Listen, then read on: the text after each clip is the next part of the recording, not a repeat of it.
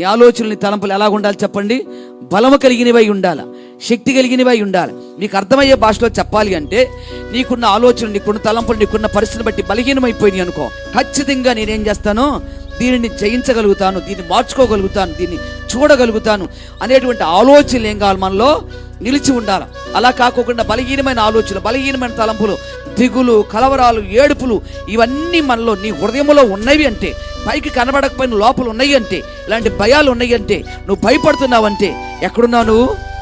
ఆ వృద్ధులు చెప్పండి, వాళ్ళంతటా వాళ్ళు ఏమీ చేసుకోలేరు. ఎవరు ఇంట్లో ఉన్న వారి మీద ఏం చేస్తారో ఆధారపడుతూ ఉంటారు. ఇంట్లో ఉన్న వారి మీద ఆధారపడతారు వృద్ధులు.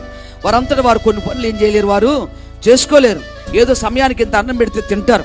ఒకవేళ ఇంకా లేవలేని వాళ్ళు అయితే పూర్తిగా ఏం చేస్తారు, కుటుంబం మీద ఆధారపడిపోతూ ఉంటారు. అది పరిస్థితి.